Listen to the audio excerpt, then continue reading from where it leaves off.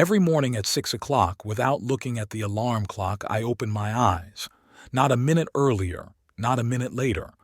My body has long since become accustomed to this rhythm, and even on the cloudiest Winchester days, when heavy clouds hang over my little house, making it difficult for light to penetrate through the old curtains, I wake up at exactly 6. My day begins with 3 laps around the garden.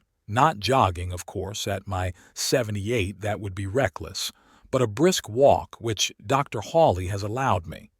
20 minutes for health, so he said. Then breakfast is a bowl of oatmeal with a spoonful of honey, which I buy from Mrs. Forrester of the next street over. She claims her bees are the happiest bees in Winchester, so the honey is special. I don't know if that's true, but it's really good. After breakfast, I go out into the garden. My little corner of paradise on the edge of Winchester is the only place where I truly feel alive since I retired. Every bush here, every flower was planted by Esther and me. She's been gone 6 years now, but I still say we when it comes to the garden. Sometimes I think she's still here, among the rose bushes she loved so much. Esther died quietly, in her sleep. We spent almost 50 years together. We've lived in this house since Aldous went to school. Before that, we lived in a tiny apartment closer to the center, saving every penny. But we managed to save up for a down payment, and we moved here. The house was unremarkable. 2 floors, 3 bedrooms, living room, kitchen. But for us, it was a palace. I'm rarely on the 2nd floor now. Too many memories. And my knees aren't what they used to be. I moved the bedroom downstairs to the former study. There's a bed, a nightstand with a lamp, a closet, and a picture of Esther on the wall. She's smiling in it. That's how I remember her. The garden requires a lot of attention, especially now, in the spring.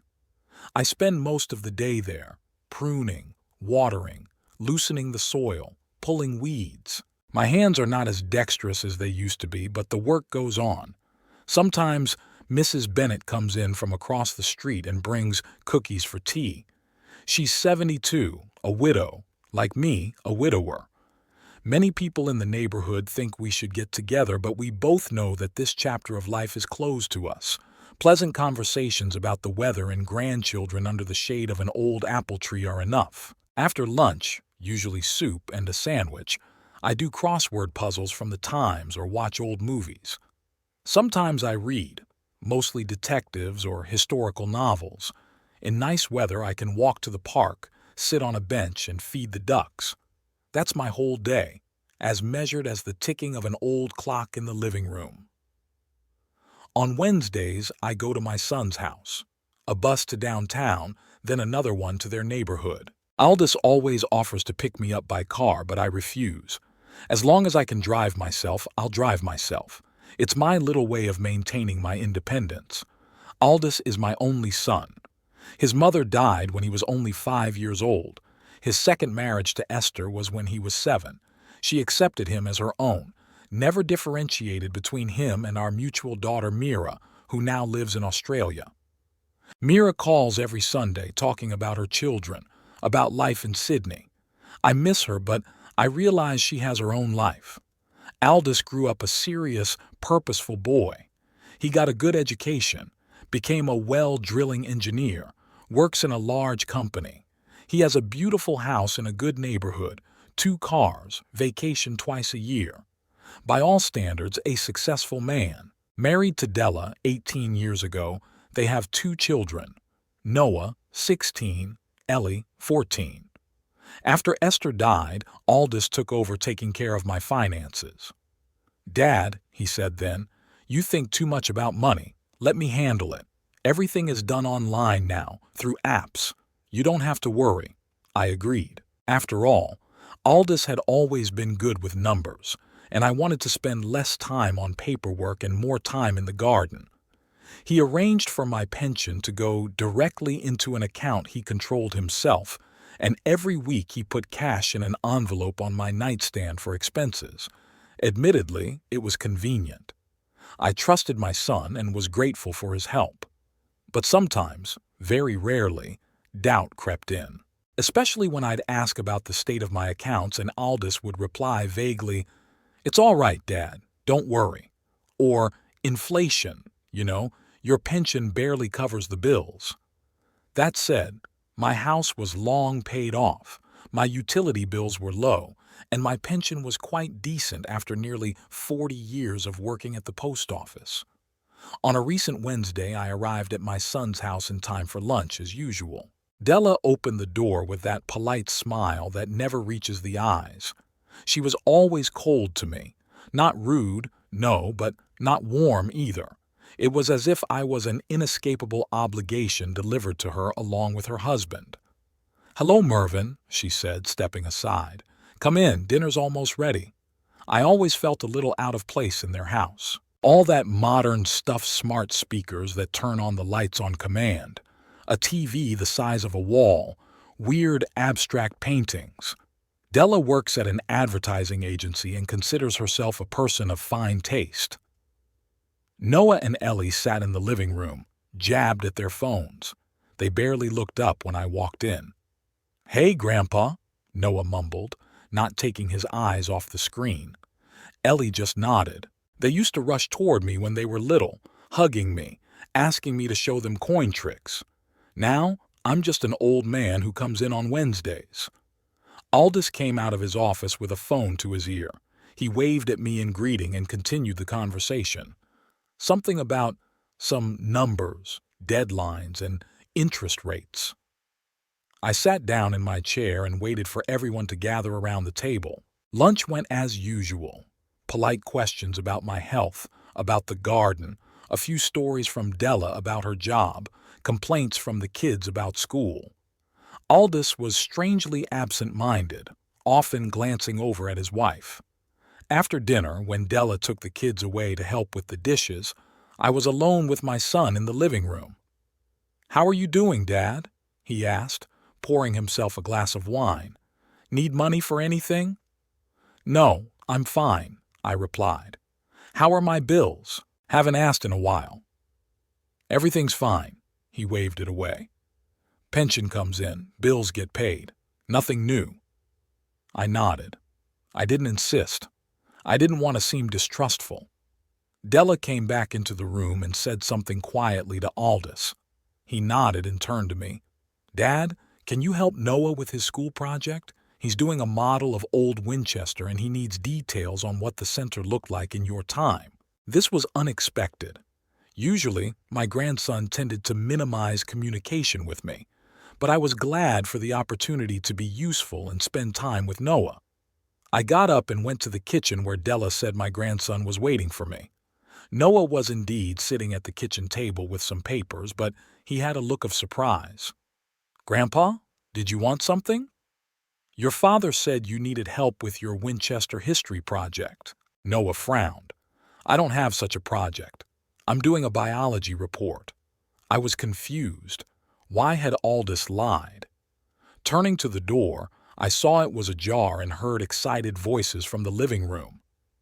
"Perfect," Della was saying. "Richmond Hills is the best neighborhood, and this house is a dream." "I know, dear," Aldous replied, "but $770,000 is too much. The bank won't give me a loan like that with my credit history." "There has to be a way," Della insisted. "Think of it. Our own house with a pool and a terrace. We deserve that.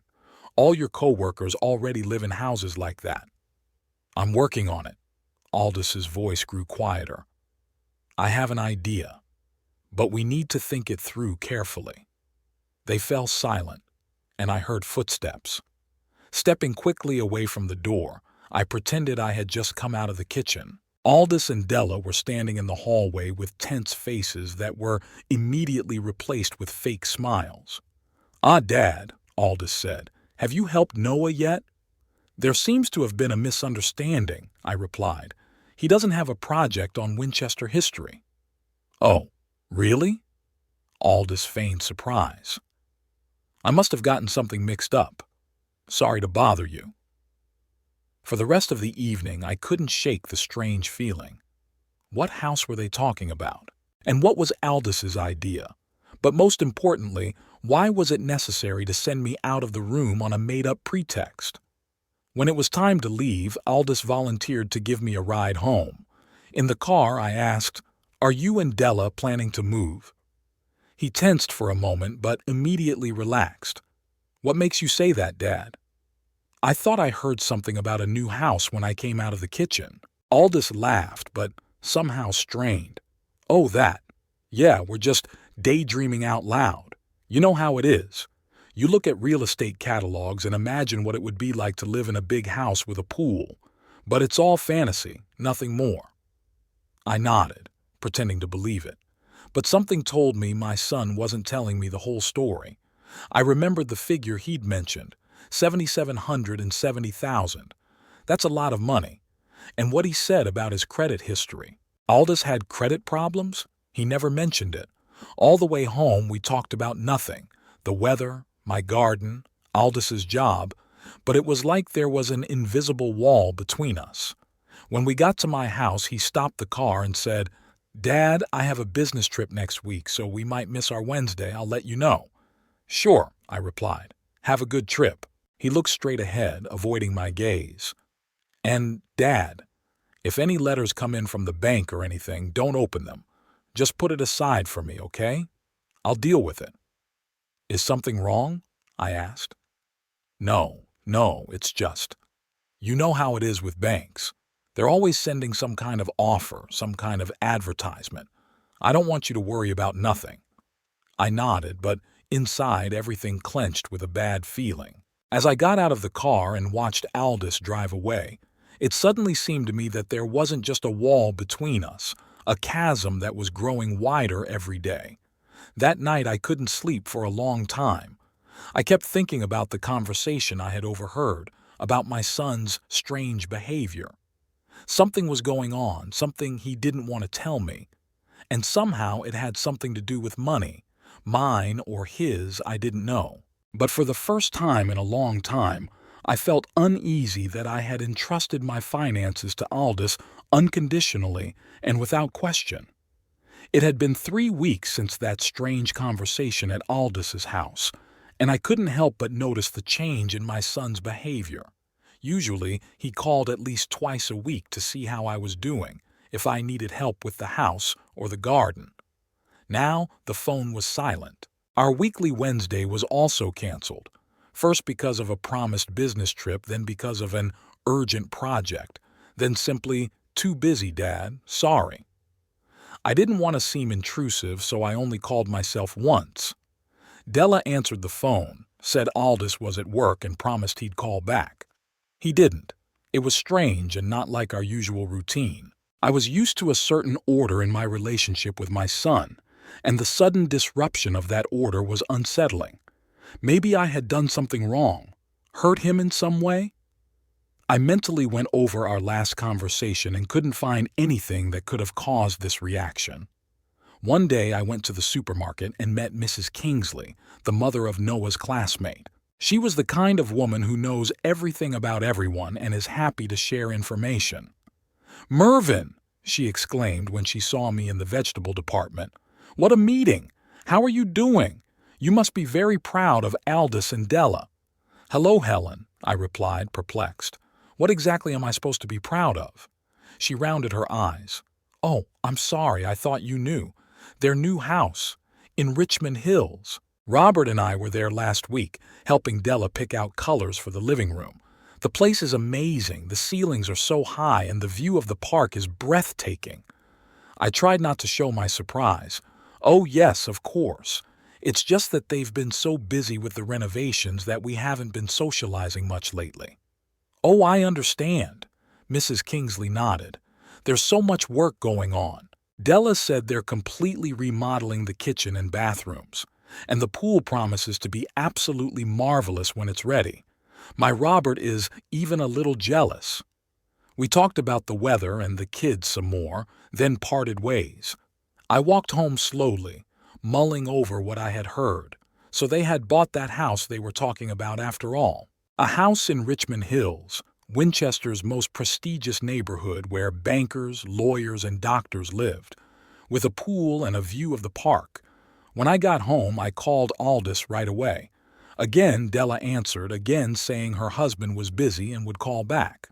I asked her to tell him it was important. By late afternoon, there was still no call, so I decided to call my grandson. Noah answered after the fifth ring tone. "Grandpa? What's wrong?" He sounded surprised in his voice, as if I had never called him before, which wasn't far from the truth, actually. "No big deal, just wanted to see how you were doing. It's been a while." "Ah," he stretched out. "Well, fine, I guess. It's just that everyone's really busy with the move and all." "Moving?" I decided to pretend I didn't know anything. "Well, yeah, we're moving to a new house. Dad didn't mention it?" "Mentioned it in passing, but no details." Noah suddenly perked up. "Grandpa, you have no idea how cool it is. I'll have my own room with a private bath, and Daddy promised to make a play area in the basement, and a real pool in the backyard. None of my friends live in a house with a pool." "Sounds wonderful," I said, trying to make my voice sound happy. "When are you moving in?" "Dad says in a month if the renovations are finished in time. We've already got boxes standing everywhere. Mom's going crazy trying to get everything organized." We talked for a few more minutes, then Noah said he had to go. Some game with friends online. I sat in my living room looking at Esther's picture on the mantel. What would she say now? Probably something wise about the kids being grown and living their own lives. But still, why didn't Aldous tell me about the new house? And where did he get the money to buy one? I've done the math. Aldous makes good money, but not enough to afford a house in Richmond Hills.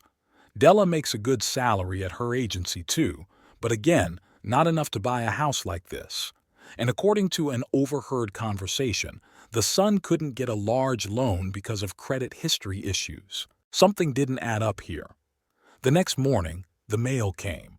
Among the flyers and phone bills, I found an official envelope from Merchant Trust Bank. Usually, all bank documents came to Aldous's email account, and I hadn't received a paper letter of this nature in a long time. I remembered my son's request not to open financial correspondence, but curiosity and anxiety were stronger. Inside was an official notice dated last week. The bank was informing me, Mervyn Trelawney, of a late payment on a mortgage loan in the amount of $770,000. The letter stated that the first payment had been made on time, but that the second, which had expired 10 days ago, had not been received. The bank warned of penalties and possible further penalties if the non-payment continued. I reread the letter 3 times, unable to believe my eyes. A mortgage loan? In my name? $770,000? There must be some mistake. There must be. I'd never taken out a loan like that. I haven't taken out any loans at all since I paid off the mortgage on this house almost 20 years ago. I immediately called Aldous. No answer. I sent a text. "Son, I need to talk to you urgently. Please call me back." No answer. I had all kinds of thoughts going through my head. Could this be some kind of scam? Fraudsters using my data, or a mistake by the bank? But then, why did Aldous ask me not to open bank correspondence? And why isn't he answering his phone? I decided I had to act on my own. I got dressed and drove to the Merchant Trust branch in downtown Winchester. It wasn't my usual bank, and everything inside looked unfamiliar. Glass partitions, fancy chairs, employees in smart suits at their computers. A young woman with the badge Olivia Marshall, Loan Officer, invited me into a small office for a consultation. I showed her the letter and explained the situation. "Mr. Trelawney," she said, typing something quickly on her keyboard. "Let's check the information in the system. May I see your ID?" I held out my passport to her and she checked the information. "Yes, that's correct." She nodded after a moment. "You do indeed have a mortgage loan open with our bank in the amount of $770,000.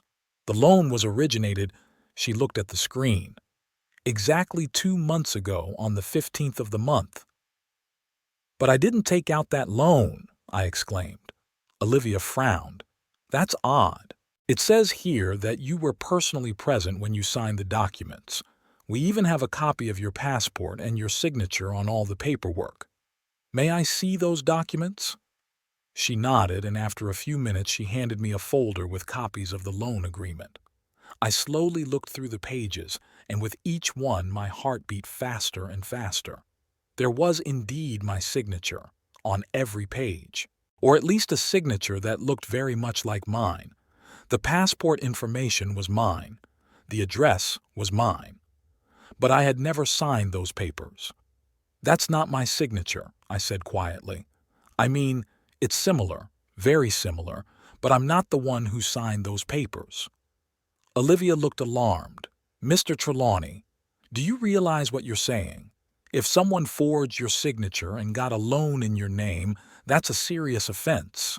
"I understand," I nodded, "and I don't know who might have done it, but I know for a fact that I never came to your bank and signed those papers." It was a lie. I knew perfectly well who had done it, or at least strongly suspected, but I couldn't bring myself to say it out loud. "And what was the loan for?" I asked. Olivia looked at the paperwork. "To buy real estate, a house in the Richmond Hills neighborhood, Maple Street, number 22. My suspicions were confirmed. The house Mrs. Kingsley was talking about. The house my son and his family were soon to move into. The house bought with a loan taken out in my name without my knowledge. "Who owns this house now?"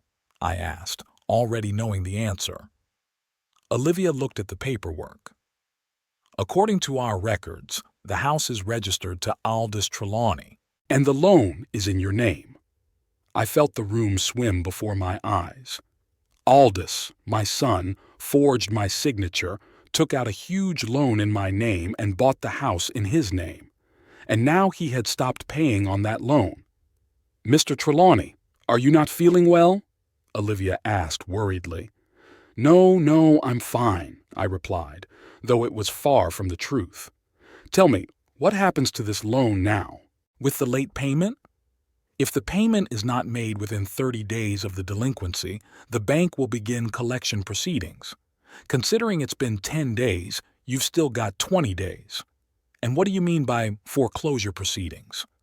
"In your case, since the loan is a mortgage, the bank can begin the foreclosure process. That is, the house will be sold to pay off the debt. In addition, it will seriously affect your credit history." I nodded, trying to comprehend the information. What should I do if I believed the loan was fraudulently arranged? Olivia lowered her voice. "In that case, you should file a fraud report with the police. That's a serious charge, Mr. Trelawney. You need to be sure of your word." I thanked her for her help and walked out of the bank. My head was spinning with thoughts and emotions. My own son had deceived me, used my name, my spotless credit history to get money for his dream house, and didn't even bother to tell me about it. But that wasn't the worst part. The worst part was that he stopped paying on the loan. Why? Was he really planning on just dumping it all on me, make me pay for his ambitions? Or was he hoping to get out of it somehow before I found out? I sat down on a park bench across from the bank, trying to gather my thoughts. What do I do next? Go to the police? Report my own son? Or try to work things out within the family? I called Aldous again. No answer again. I sent another message. "I know about the loan. We need to talk. Immediately." No response. So I decided to take a different course of action. I took a cab and drove to the address on the loan documents. 22 Maple Street, Richmond Hills. Richmond Hills lived up to its reputation as an upscale neighborhood. Wide, tree-lined streets, manicured lawns, large houses standing at a respectful distance from each other. The cab stopped in front of a 2-story mansion of light-colored stone with columns at the entrance and large windows. Workers were busy around the house, putting up a fence, digging a hole for a swimming pool in the garden, and people with tools and building materials coming through the open doors. I paid the cab driver and walked slowly toward the house. No one paid attention to me. An elderly man in plain clothes was not interesting among the workers. I went inside through an open door and stopped in a spacious hall with a marble floor and a spiral staircase. The house was luxurious even as it was being renovated. High ceilings, huge windows, expensive materials. "Hey you, what do you want?" shouted a man in a suit, apparently in charge of the work. "I'm looking for Aldous Trelawney," I replied. "This is his house."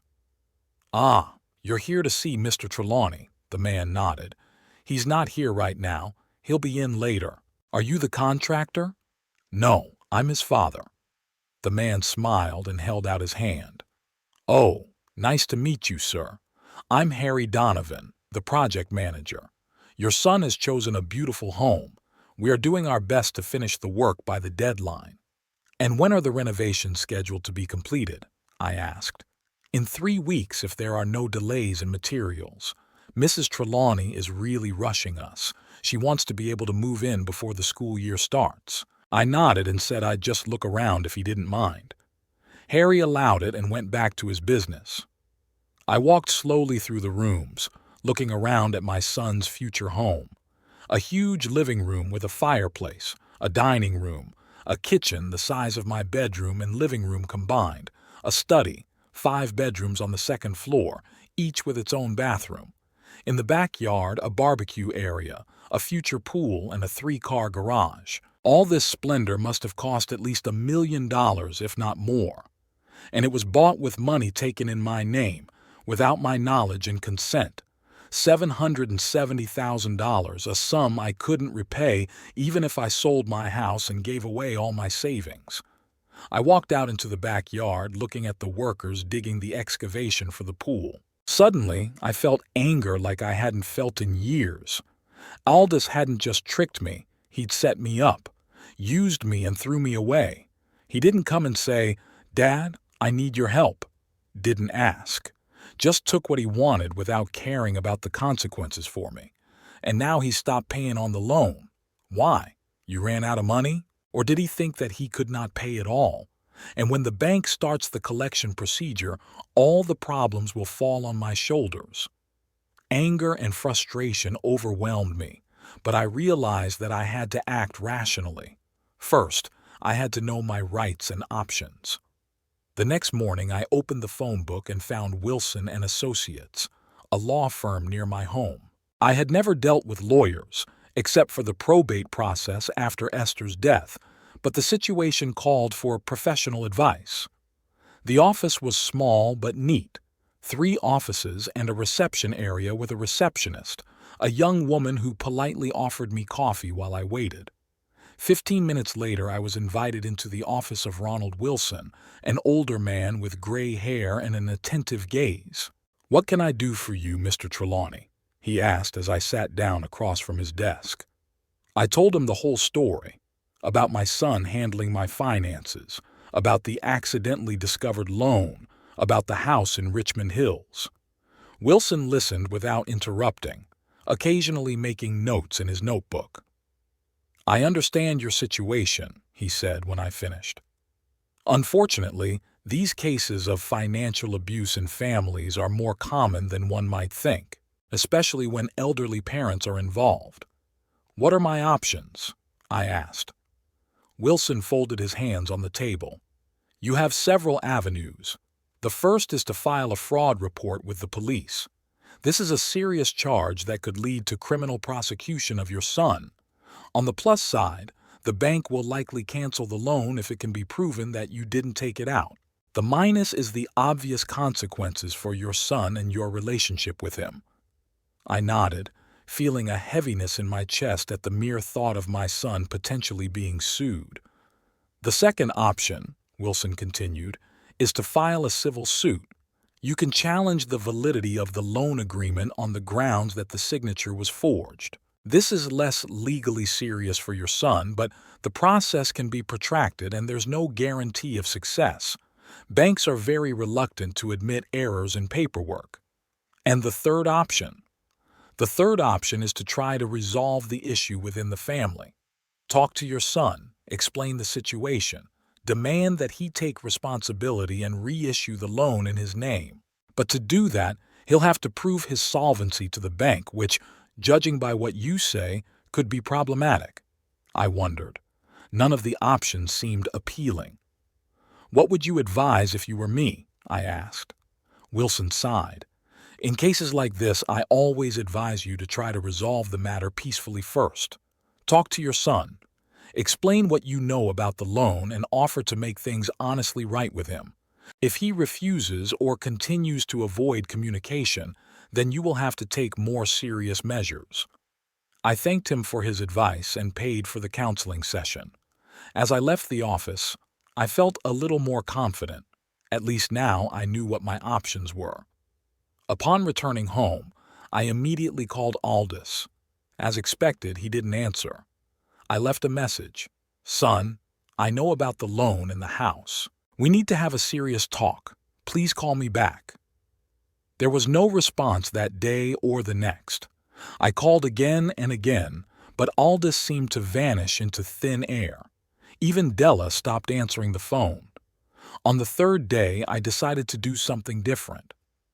I went to their old house, but no one was there. A neighbor said she'd seen them loading their stuff into the car yesterday. Moving to a new house, she explained. Della's been telling everyone how beautiful it is, and they're planning a housewarming party next weekend. Housewarming? I interjected. Well, yeah, a big party. Della said all of Aldous's co-workers, their friends, some important people from town are invited. They want to make an impression, you know. I nodded, feeling the anger boiling up inside again. They're throwing a party in a house bought in my name with a loan that's already past due, and they didn't even think to invite me. What's more, deliberately avoiding it so I wouldn't find out. At that moment, something broke in me. All doubts and hesitations disappeared. I returned home, took all the documents related to the loan, and went to Ronald Wilson again. I haven't been able to get in touch with my son, I told him. He's been avoiding me, and I learned that they're planning a housewarming party to which, naturally, I'm not invited. Wilson nodded understandingly. In that case, I suppose an amicable solution is not possible. What do you want to do next? I want to file a fraud report and get a court order for eviction, I said firmly. Wilson looked at me carefully. Are you sure? This is a major step that could change your relationship with your son forever. Our relationship had already changed when he decided to use me in this way. The days that followed passed in turmoil. A statement to the police, a deposition, a signature examination that confirmed the forgery, an appeal to the courts. Wilson worked quickly and efficiently. Perhaps the fact that the case was egregious played a role, or maybe the judge simply sympathized with the elderly man who became a victim of financial fraud of his own son. Either way, by Friday, I had in my hands a court order declaring the loan agreement invalid as having been concluded by fraud, as well as a warrant for eviction from the house bought with the money and seizure of property to compensate for the bank's expenses. What now? I asked Wilson as he handed me the papers. Now these papers have to be handed over to the bailiff who will conduct the eviction proceedings. This usually takes time, but given the circumstances, you can speed up the process. Speed it up how much? Well, theoretically, the bailiff can come any time the owners are in the house, even this weekend, if you insist. I thought back to the housewarming party the neighbor had mentioned, about the party where Aldous and Della would brag about their new home to friends and co-workers. Yeah, I said, that's exactly what we'll do. Saturday evening was warm and clear. I sat in Wilson's car in front of the house on Maple Street watching the guests drive up, men in suits, women in evening gowns, expensive cars, gifts in beautiful packages. The bailiff, Mr. Baxter, waited with us, a large man with a nonchalant face, for whom such situations were part of his daily work. Are you sure you want to do this now? Wilson asked one last time. Why don't we wait for the guests to disperse? I shook my head. No, let everyone see what's going on. Let them know how this luxury was obtained. We got out of the car and headed towards the house. Music and laughter could be heard even through the closed windows. There was a man at the entrance checking invitations, but Mr. Baxter just showed him his ID, and he nervously stepped aside. Inside, the house glowed with lights. Flowers were everywhere. Waiters were serving champagne and hors d'oeuvre, and guests gathered in groups, admiring the interior. The renovation had been completed, and the result was impressive. Expensive furniture, paintings on the walls, crystal chandeliers. Everything screamed wealth and success. We walked through the hall to the main living room, where the most people were. I noticed Aldous at once. He was standing in the center of the room with a glass in his hand, saying something to a group of men who were listening intently. Della was nearby, dazzling in a silver dress, accepting compliments from the guests with a smile. They didn't notice us until Mr. Baxter tapped the metal handle of his briefcase on the table, drawing attention. "Good evening," he said loudly as the room fell silent. "I'm James Baxter, Hampshire County Bailiff. I have a court order for eviction and seizure of property." There was dead silence. All eyes turned to us. I saw Aldous freeze with his mouth open, unable to believe his eyes. Then his gaze shifted from Baxter to me, and recognition flashed in his eyes, followed by horror. "Dad?" he squeezed out. "How did you get here?" I pointed silently at the bailiff. Baxter stepped forward, holding out the papers to Aldous.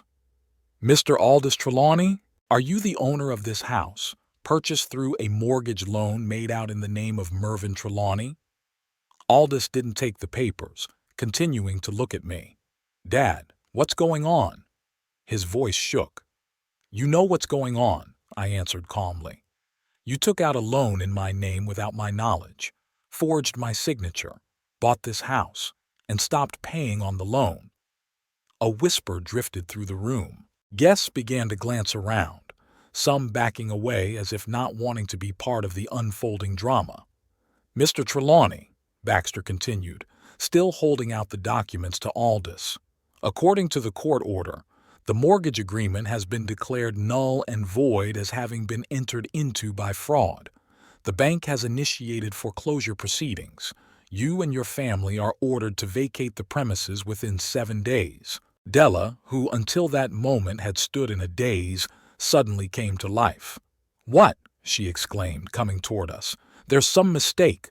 Aldous, tell them." But Aldous was silent, his face as pale as chalk. He knew he had been caught red-handed. "There is no mistake," I said, looking straight at my son.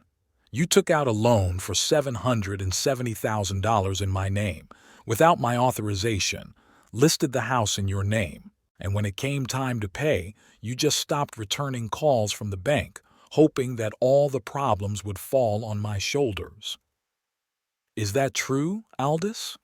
Della turned to her husband, her voice ringing with tension. Aldous finally came out of his stupor. He straightened, his face taking on a hard expression. "You don't understand, Dad," he said. "I was doing this for the good of the family. I had no choice. The bank wouldn't give me a loan like this because of that old business story, and we needed a house worthy of our position." "And that's why you decided to set me up?" I asked. "I didn't set you up," Aldous objected. "I was going to pay off the entire loan myself. There were just some temporary difficulties at work, and I had to miss a couple of payments. I would have made it up if you hadn't made a circus of it." "Circus?" My voice remained calm, even though everything was boiling inside. "From possibly losing everything I have. Do you realize the bank could take my house if I couldn't pay your loan?" The room became completely silent. Even Della was silent, shifting her gaze from me to her husband. "I would have repaid everything," Aldous repeated stubbornly, but his voice didn't sound as confident anymore. "I've always taken care of you, always looked after your finances." "Looked after my finances?" I grinned bitterly. "You mean embezzled my money? You think I didn't realize that my pension should be enough for more than the crumbs you were leaving me?" Aldous opened his mouth to object, but Baxter interrupted him. "Mr. Trelawney, I must complete the procedure. Please accept these papers and acknowledge receipt. Aldous mechanically took the papers. Della beside him looked like she was about to faint. All these people, she whispered, glancing around at the guests, many of whom were already moving slowly toward the exit.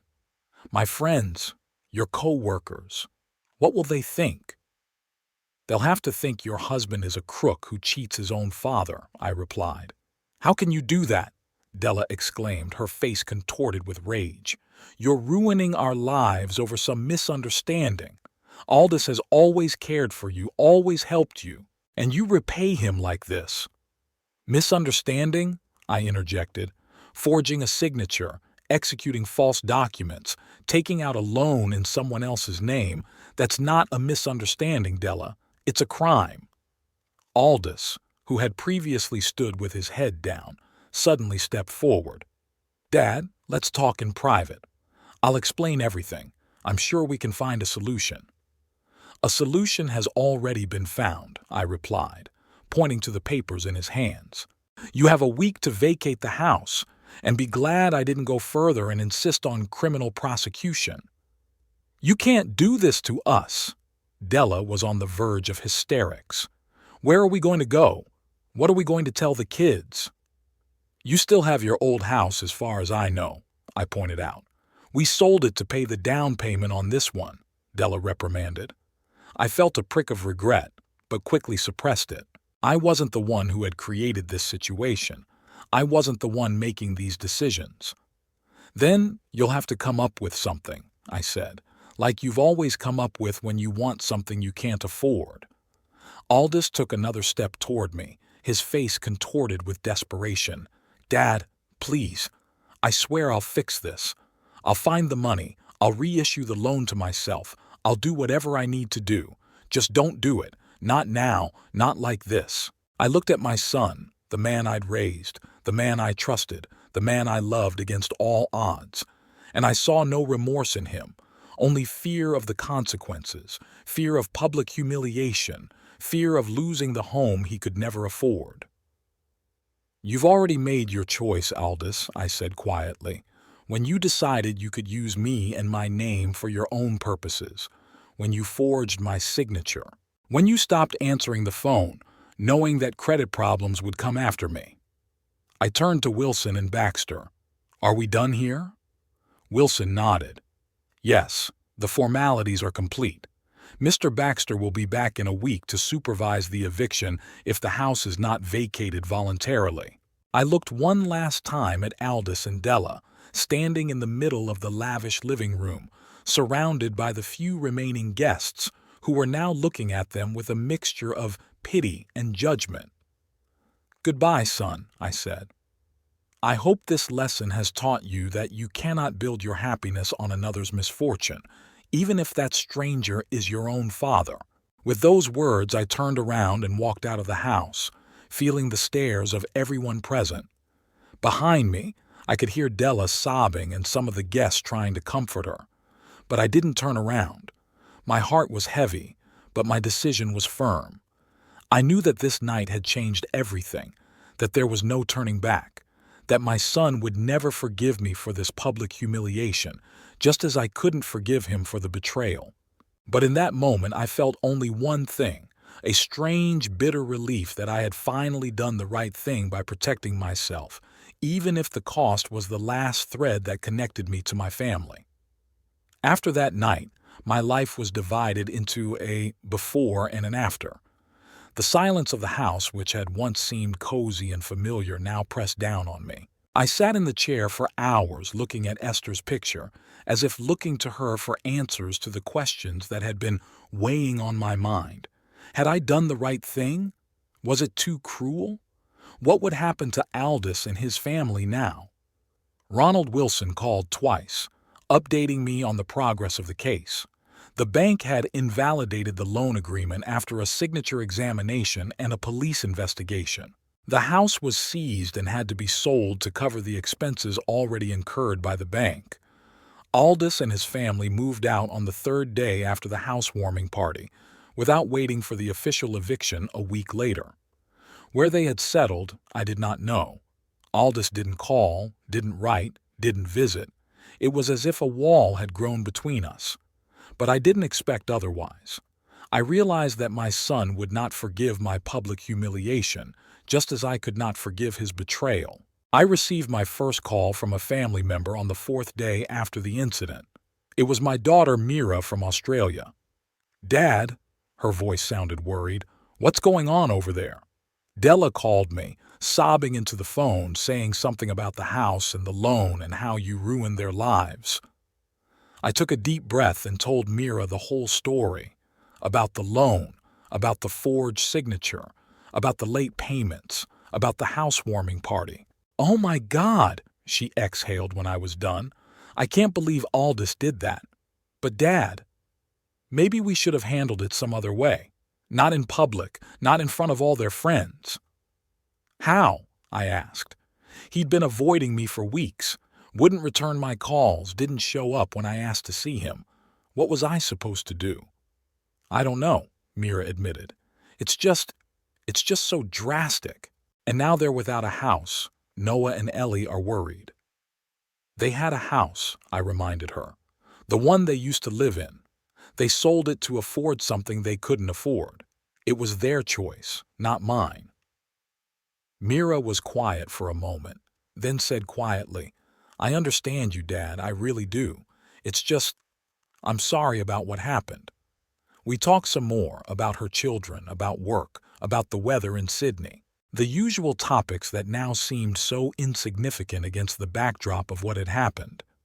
Before saying goodbye, Mira said, "Dad, I was going to fly up for Christmas, but now I don't know. Would it be a good idea? The atmosphere probably won't be festive." "Do as you see fit, dear," I replied, feeling a new wave of bitterness. "I'll understand either way." After talking to Mira, I couldn't sleep for a long time. For the first time in years, I felt truly alone. Before, even after Esther's death, I had a family, even if it wasn't the closest, even if we didn't see each other often, but it was there. Now I was all alone, and that thought scared me more than I was willing to admit. The next call, 2 days later, came as a surprise. It was Della. "Mervyn," her voice sounded cold and official. "I'm calling at the request of the kids. They want to talk to you." I felt my heart clench. My grandchildren, whom I loved despite their cool attitude toward me in recent years. "Of course," I said. "I'm always happy to talk to them." There was a rustle, then the voice of Ellie, my 14-year-old granddaughter, came through the phone. "Grandpa, is that you?" "Yes, honey. How are you?" "How am I?" Her voice suddenly snapped to a scream. "Are you really asking how I am after what I've done? We're living in a motel. A motel. All my stuff is in boxes. My friends make fun of me at school. How could you do this to us?" I hadn't expected such an onslaught and didn't immediately come up with a response. "Ellie, I understand that you're upset, but your dad—" "My father has taken care of you for years," she interrupted, "and you repaid him like this. You're a mean, cruel old man. I hate you." There was a cry in the receiver, then a rustle again, and Della's voice, "See what you've done? Happy?" Without waiting for my answer, she handed the receiver to Noah. "Grandpa." My grandson's voice sounded muffled, with barely contained rage. "Mom made me talk to you. Said it was important. But I have nothing to say to you. You ruined our family. Dad lost his job. We live in the middle of nowhere. Everyone at school talks about us behind our backs. And it's all because of you." "Noah," I tried to speak calmly, "your father committed a crime. He took out a loan in my name without my knowledge. That's fraud. I realize this is hard for you right now, but he did it for us," Noah shouted, "so we could have a nice house. And you were just jealous. You old, worthless, envious bastard." The tube passed to Della again. "I hope you're satisfied," she said icily. "See what you've done to the children? They're desperate. Aldous lost his job. The company doesn't want to deal with a man accused of fraud. We don't have a house, no money, no future, all because of your petty revenge." "Petty revenge?" I felt a wave of anger rising. Della, your husband cheated me, used my name to get money, forged my signature, and when it came time to pay, he just ignored it, jeopardizing my credit history, my house, everything I own. He was going to pay it all off, Della was almost shouting. He had temporary difficulties, but he would have made it through if you'd given him a chance, if you'd talked to him like a normal person instead of making this circus with the bailiff. I've been trying to talk, I reminded him. For weeks, he avoided me. Because he knew you wouldn't understand, that you'd judge him like you always do. I took a deep breath, trying to calm myself down. Della, I'm sorry about what happened, I really am, but I can't take the blame. I'm not the one who created this situation. You old egomaniac, her voice shook with rage. You've always thought only of yourself, even when Aldous was a child, only about your problems, your job, your money, never about him. And it's the same now. I wish you died instead of Esther. At least she understood what family was. The tube disconnected, leaving me in the deafening silence of my own home. Della's words stung like bees, leaving painful pricks in my heart. Was I really that kind of father? Was I really only thinking of myself? I remembered differently. The sleepless nights with little Aldous when he was sick, the extra shifts at the post office to pay for his schooling, the denial of my own desires so that my son would have everything he needed. But maybe I was missing something? Maybe there was something important missing in my care that made Aldous grow up to be a man capable of doing that to his own father. I had nightmares that night. I saw Lorraine, my first wife, Aldous's mother, who had died of cancer when our son was only 5 years old. She looked at me with disappointment and shook her head. You couldn't do it, Mervyn. You couldn't raise him right.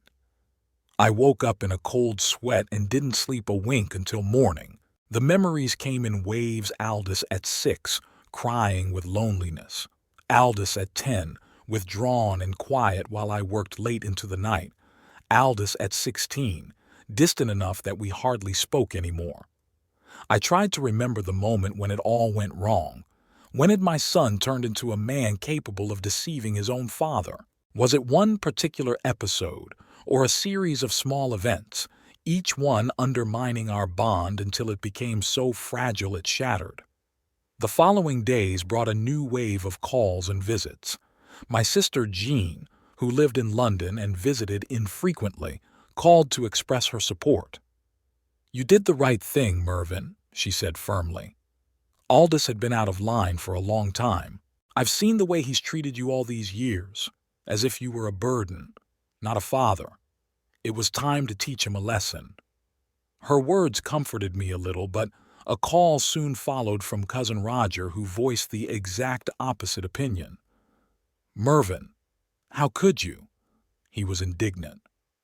This is your son, your flesh and blood. Is money more important to you than family? It's not about money, I tried to explain. It's about trust. It's about respect. It's about basic decency. Decency? Roger snorted. Is it decent to make your own son look like a fraud in front of all his friends and co-workers? Is it decent to deprive your grandchildren of a roof over their heads? There was no use arguing. Roger, like many others, saw the situation one-sidedly. An abusive father punishing his son for a minor offense. $770,000 in credit and forged documents was a minor offense in their eyes. And my unwillingness to be used was callousness and selfishness. The neighbors, too, were divided into two camps. Mrs. Bennet, with whom we often had tea under the apple tree, supported me. You've done the right thing, Mervyn, she said, bringing her specialty cookies to the tea. I'd do the same if I were you. We can't let children sit on our necks, even if they are our children, especially if they are our children. Mr. Parker from across the street now defiantly turned away when he greeted me on my walk. One day I heard him say to his wife loud enough for me to hear, "Here comes the old man who threw his own grandchildren out on the street. A week after the bailiff incident, I had an unexpected visitor, Pastor Gibbons from a local church. I wasn't a particularly religious man and attended services only on major holidays, but I knew and respected the pastor. "Mervyn," he said, sitting in my living room with a cup of tea, "I'm not here to preach or judge, just to talk." "Thank you, Pastor," I replied. Not many people want to just talk to me these days. Mostly, everyone is looking to condemn or defend. The pastor nodded with understanding. "The story with your son has divided the congregation. Some feel you acted too harshly. Others feel you justly punished the guilty party. But few try to understand how you yourself feel." I looked at him gratefully. What do I feel? Honestly, I don't know. Anger, disappointment, bitterness, and at the same time, doubt. Did I do the right thing? Was it too drastic? Have I done more harm than good? Those are natural questions. The pastor nodded. But there's another one you may be avoiding. Are you willing to forgive? I wondered. Forgive Aldous for what he had done, for betraying me, for deceiving me, for being willing to set me up. I don't know, I answered honestly. Right now, no. Maybe in time. But even if I forgive, I'm not sure I'll be able to trust again. The pastor nodded. That's an honest answer, Mervyn. Forgiveness is a complicated process, and it doesn't mean forgetting or pretending it didn't happen. Sometimes forgiveness is needed more by ourselves than by those we forgive. We talked for a long time, and although the pastor didn't give me specific advice or answers, the conversation itself brought relief. Finally, someone listened to me without judgment, without ready-made opinions, just as someone going through a difficult time. When the pastor left, I felt a little better. But in the evening, a severe headache started that wouldn't go away even after pills. I could hardly sleep, and in the morning I found that my right hand was not obeying well. My fingers were numb and did not want to bend. Frightened, I called a cab and went to the hospital. Dr. Reeves examined me and frowned. "Mr. Trelawney, you have high blood pressure, very high. Are you on any medication for hypertension?" I shook my head. "I've never had a problem with blood pressure." "Well, now you have them. The numbness in your arm is a red flag. You may have had a microstroke. You need to be evaluated and treatment started immediately." I spent the next 2 days in the hospital. Tests, MRI, consultations with specialists. The diagnosis was confirmed: a microstroke on the background of severe stress and high blood pressure. I was prescribed a bunch of drugs and strictly forbidden to be nervous. Easier said than done, I thought, returning home with a bag of pills and a sheet of recommendations. There was a surprise waiting for me at home. There was a message on my answering machine from Robert Haley, an old friend of Aldous's from high school, with whom they hadn't spoken in years. "Mr. Trelawney, this is Robert Haley. We saw each other at Aldous's birthday party 3 years ago. I don't know if you remember me. I heard about what happened and would like to meet you. It's important. Please call me back." I was puzzled. Why would Robert, whom I barely knew, want to meet with me? But curiosity got the best of me and I called back. We agreed to meet at a small cafe in downtown Winchester the next day. Robert arrived on time, a tall man in his 50s with early gray in his hair and a serious look in his eyes. "Mr. Trelawney, thank you for agreeing to meet," he said, shaking my hand. "I didn't want to talk on the phone, but there are things you should know." We ordered coffee, and as the waitress stepped away, Robert leaned over to me. "Aldous contacted me 3 days ago. We hadn't spoken in years, but all of a sudden he brought up an old friendship. Do you know why?" I shook my head. "He knows that I serve on the city council, on the social affairs committee, and that I have a certain amount of influence. He asked me to talk to you, to convince you to withdraw the lawsuit, to tell you it was a mistake, a misunderstanding. Promise that if you did, he would find a way to pay off the loan himself." I felt my blood pressure rising again. "And what did you say?" I said I'd think about it, but I actually decided to talk to you first. You see, Mr. Trelawney, Aldous and I were really close friends at school. But then, he changed. He became obsessed with money, status, the trappings of success. That's why we split up. I couldn't accept his new values. Robert sipped his coffee and continued. When he called me with this request, I knew right away that he had no remorse, not sorry for what he did. He's just looking for a way to avoid the consequences. And he's using an old friendship to do it, just like he used to use your trust. I sat in silence, pondering what I'd heard. So Aldous isn't resigned, looking for workarounds, trying to pressure through third parties. Thank you for telling me, I said finally. But why? You could have just turned him down and not met with me. Robert looked me straight in the eye. Because I've known Aldous since he was a kid, and I know that if this plan doesn't work, he'll have other plans. He may send someone else to you, pressuring you through grandchildren, through mutual acquaintances. I wanted you to be prepared. After my meeting with Robert, I returned home with a heavy heart. So the battle was not over. Aldous hasn't admitted defeat, hasn't realized his guilt. He's just looking for new ways to manipulate me. And indeed, in the days that followed, strange things began to happen. Suddenly, I got a call from my longtime friend Esther, with whom we had not spoken for several years, and began to convince me to forgive the boy. After all, he did not mean anything wrong.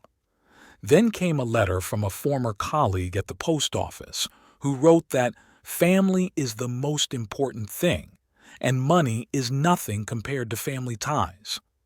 Even Mrs. Kingsley, the mother of Noah's classmate when she met me at the supermarket, began to convince me that children should not suffer because of their parents' mistakes. All of these people used different words, but the bottom line was the same. I should withdraw the lawsuit, admit that I had overreacted, and make peace with my son. None of them seemed to understand or want to understand the true nature of the problem, not just the loan or the money, but the betrayal of trust, the son's willingness to use his father and put him in harm's way. The pressure was building every day, and I could feel my health deteriorating. The headaches became constant despite medication. My arm would sometimes go numb, especially in the mornings. I hardly slept at night, tormented by anxious thoughts and doubts. But despite all this, I remained firm in my decision, not out of stubbornness or revenge, as many thought, but out of a deep conviction that I had done the right thing, that to give in now, to forgive, to pretend that nothing had happened, would only reinforce Aldous's belief that his father could be treated with impunity. And who knows what he'll come up with next time. One evening, as I sat in the garden watching the sunset and thinking about all that had happened, the phone rang. It was Noah, my grandson. "Grandpa," his voice sounded strained. "Mom doesn't know I'm calling, but I have to talk to you." "Of course, Noah," I replied, surprised by this unexpected call. "I'm always happy to hear from you." "Yeah, I wanted to apologize for what I said last time. I was angry and upset, but now I don't know what to think." "What happened?" I asked, feeling my heart clench with worry. "I overheard my parents talking last night. They were fighting. Mom was yelling at Dad, saying it was all his fault, that he got them into this house venture knowing he couldn't pay the loan. And Dad, he said it would have worked out anyway, that the bank wouldn't have taken your house. At most, he would have ruined your credit history, and you don't need it at your age anyway." I felt the blood drain from my face. So Aldous was deliberately setting me up, not just taking out a loan without asking, but planning to default on it, knowing the consequences would fall on my shoulders. "Thanks for telling me, Noah," I said quietly. "I appreciate your honesty. Grandfather, I don't know who to believe. Dad says one thing, you say another, but this conversation, it's made me think. Noah, I'm not asking you to choose sides. You love your father, and that's the right thing to do. But sometimes even the ones we love make mistakes, big mistakes, and have to answer for them." We talked some more, and before saying goodbye, Noah said quietly, "I miss you, Grandpa." "I miss you too, my boy," I replied, feeling tears come to my eyes. After this conversation, I sat in the garden for a long time, looking at the stars appearing in the darkening sky. For the first time in these hard weeks, I felt a glimmer of hope. Not reconciliation with Aldous. I knew that our relationship was probably ruined forever, but that the truth mattered, that it could break through the layers of lies and manipulation, and that gave me the strength to hold on, despite the pressure, despite my deteriorating health, despite the loneliness that was now my constant companion. I had made the right choice, and I was willing to bear its consequences, no matter how severe they might be. 3 months had passed since the day I showed up at Aldous's housewarming party with the bailiff. 3 months is a short time by the standards of my long life, but those 90 days felt like an eternity. Every morning I woke up with a heaviness in my chest. Every night I fell asleep with thoughts of what had happened and how it had changed my life. The court fully recognized my case. Forensic tests confirmed that the signatures on the loan documents had been forged, and the testimony of bank employees proved that I never showed up at their office to apply for the loan. Aldous was found guilty of fraud, given a suspended sentence and ordered to pay restitution to the bank, a sum he is unlikely to ever collect. The Richmond Hills home was seized and put up for sale. Ronald Wilson, who kept in touch with me throughout the process, reported that because of the rushed sale, the property went for considerably less than market value. The bank suffered a loss, but the most important thing for me was that my name was cleared of unfounded charges and my credit history was restored. I learned about the life of Aldous and his family in a fragmentary way, through mutual acquaintances and casual conversations. After a public scandal and a lawsuit, he was fired from the company where he had worked for 15 years. No one wanted to deal with a man accused of fraud, especially in an industry as conservative as engineering drilling. Della filed for divorce, unable to bear the disgrace, the financial hardship, and the collapse of all hopes for a life of luxury. She took the children and moved in with her parents in Bristol.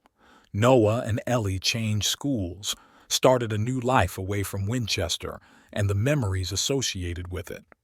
Aldous rented a small apartment on the outskirts of town and tried to find work, but without success.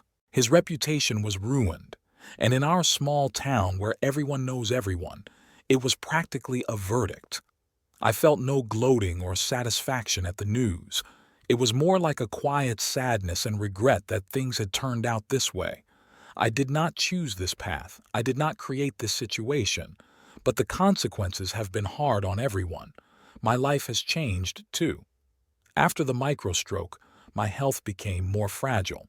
I strictly followed doctors' orders, took medications, monitored my blood pressure. But the main change was not physical. It happened inside. I became a different person, more solid, more determined, a person who had finally learned to set boundaries and protect himself even if it meant being alone. And alone I was. Mira didn't fly out for Christmas, citing ticket problems. I knew it was an excuse. She just didn't want to be caught between two fires, choosing between her brother and her father. The grandchildren didn't call, except for the one time Noah contacted me secretly from his parents.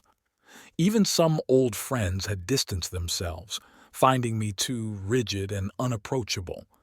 But in a strange way, this loneliness didn't depress me as much as one might expect. It had its own purity, its own honesty. Better to be alone than surrounded by people who use you, manipulate you, disrespect your boundaries. That morning, exactly 3 months after the incident with the bailiff, I was working in the garden. It was early spring and I was preparing beds for new plantings. The work was unhurried, quiet, almost meditative. The sun was pleasantly warming my back, and I could already feel the breath of the coming warmth in the air. The sound of a car pulling up made me look up. I rarely got visitors lately, so every visit was a surprise. But this visit I hadn't expected at all. Aldous was standing at the gate, gaunt, thin, with a sloppy stubble on his face and a worn jacket that didn't look like his usual business style. He was looking at me with some strange expression, a mixture of anger, despair, and something else I couldn't quite pinpoint. "Hello, son," I said, straightening up and taking off my gardening gloves.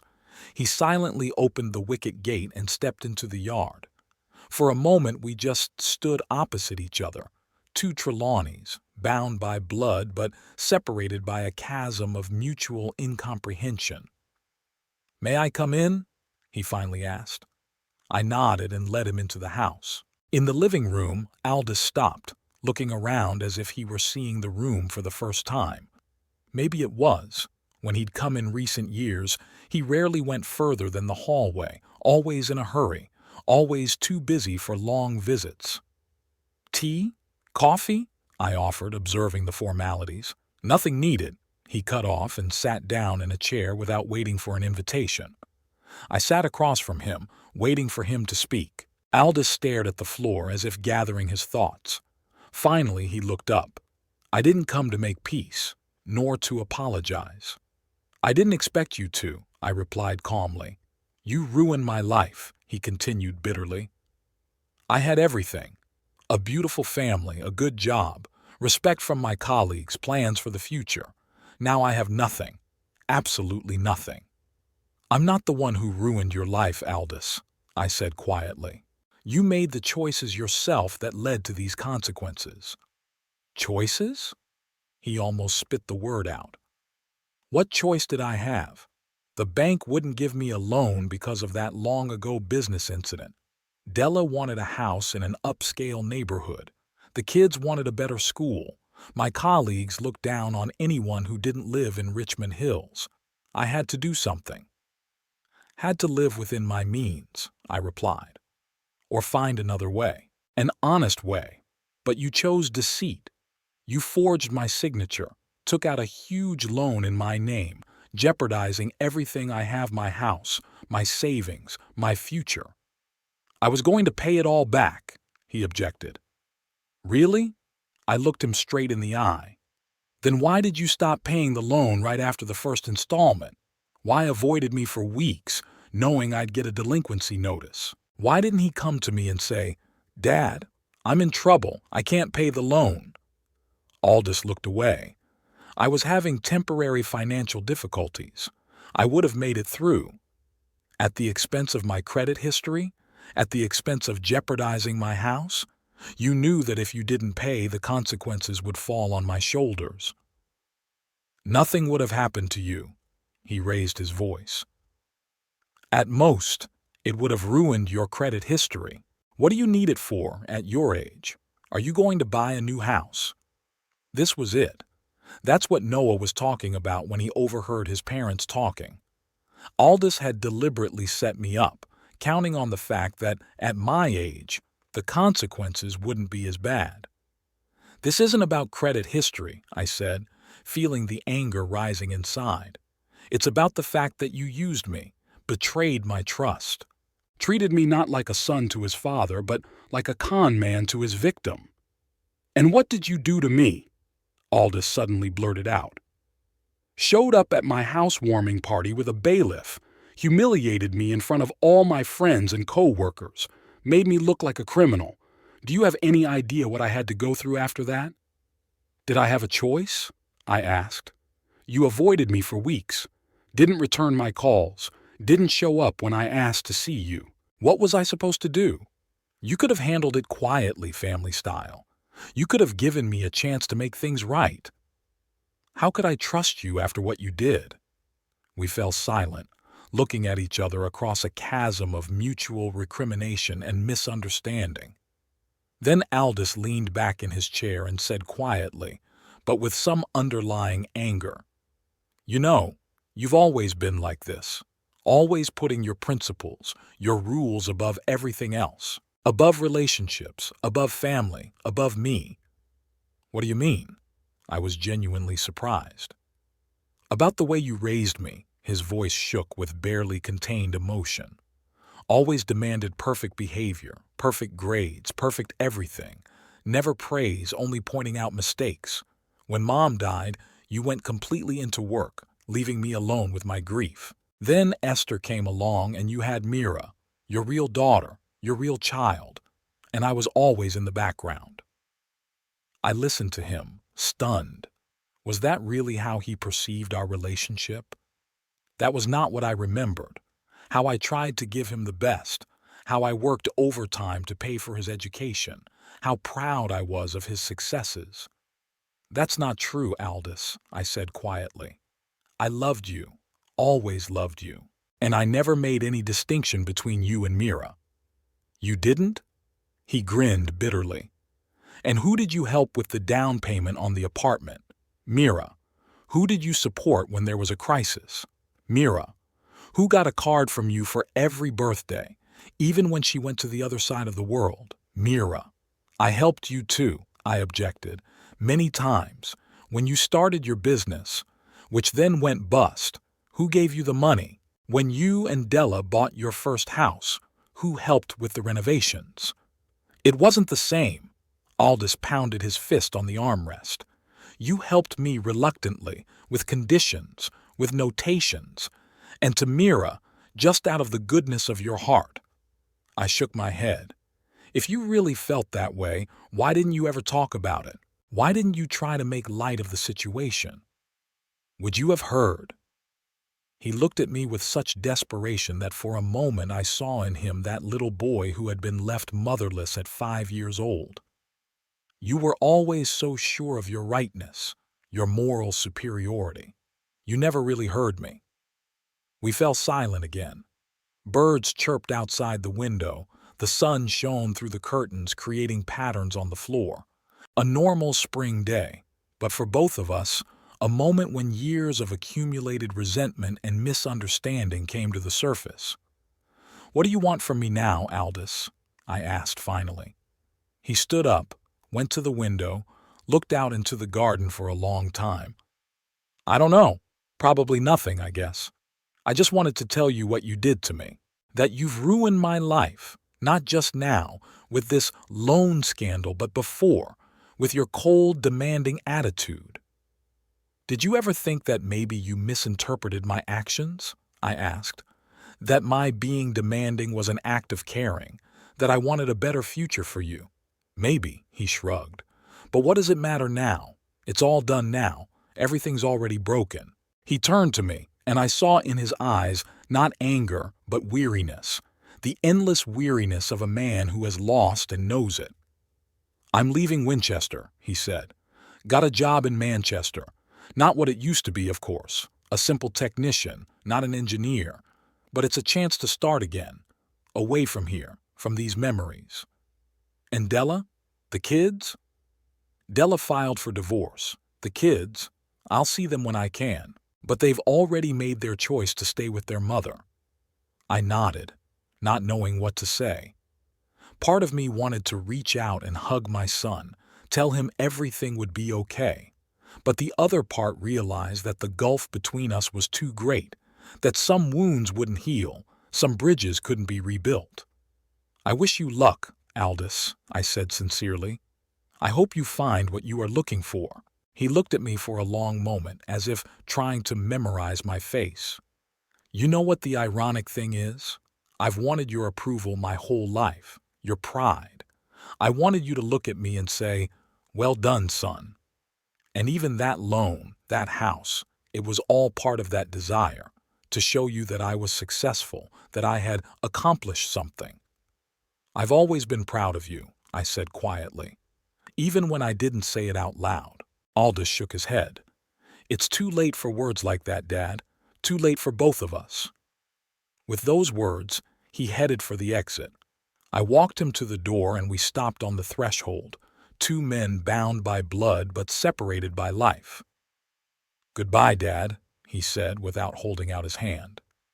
Goodbye, son, I replied, feeling something finally break between us. He got in his car and drove away without looking back. I stood on the porch for a long time, looking out at the empty street, trying to make sense of everything I'd heard. Was I really the kind of father Aldous had described me as? Did my love and care come across as cold and demanding? Or was it just his way of justifying his actions, of shifting the blame? I did not know the answers to these questions. Perhaps they did not exist at all. Perhaps the truth lay somewhere in the middle, between my memories and his perception. Back in the garden, I sat down on a bench under an old apple tree. The day was clear, warm for early spring. In the feeder, which I had hung in the fall, the tits were swarming around, busily selecting seeds. Their simple, understandable life suddenly seemed so attractive to me. No complicated relationships, no resentments accumulated over the years, no betrayals and disappointments. Just the struggle for survival, the search for food, the continuation of the species.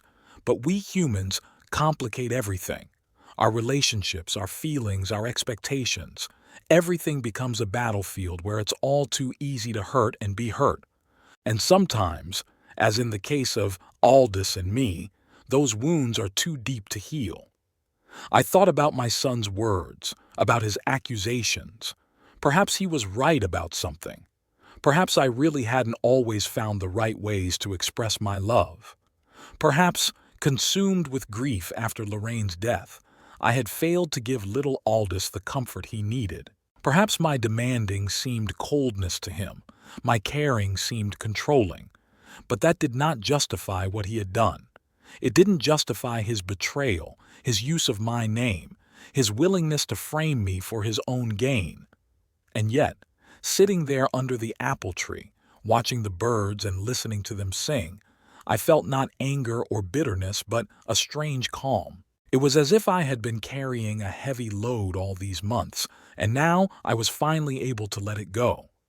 Maybe that was the wisdom of old age, the ability to accept life as it is, with all its disappointments and losses. In realizing that some relationships can't be saved, some wounds can't be healed, some bridges remain burned forever. And it hurt, of course. It hurt to know that my only son left my life with resentment and bitterness, that my grandchildren would grow up away from me, perhaps with a distorted view of who I was and what happened between me and their father. But at the same time, I also felt relief. Relief that I no longer had to pretend, no longer had to turn a blind eye to manipulation and disrespect, no longer had to be used under the pretense of family ties. I ran my hand over the bench, feeling the familiar roughness of the wood beneath my fingers. It was the bench Esther and I had set up years ago when we'd first started the garden. She loved to sit here in the evenings, watching the sunset and telling me about her day. "What would you say now, dear?" I whispered, looking up at the sky. There was no answer.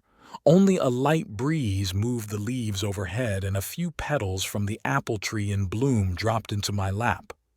I gathered them in the palm of my hand, examining the delicate pink color, a symbol of renewal and hope. Maybe that was the answer. In the continuation of life, no matter what, in the ability to see beauty even after loss, in the courage to start over even when it seems all is lost. I got up from the bench and walked back to the beds I'd been preparing before Aldous arrived. I knelt down, feeling the damp earth beneath my hands, the smell of nature awakening. Working in the garden had always brought me comfort, a sense of order and control in a chaotic world. And now, as I methodically prepared the soil for new plants, I thought about how maybe that's what it's all about. The ability to carry on, to create, to care, even when my heart is broken.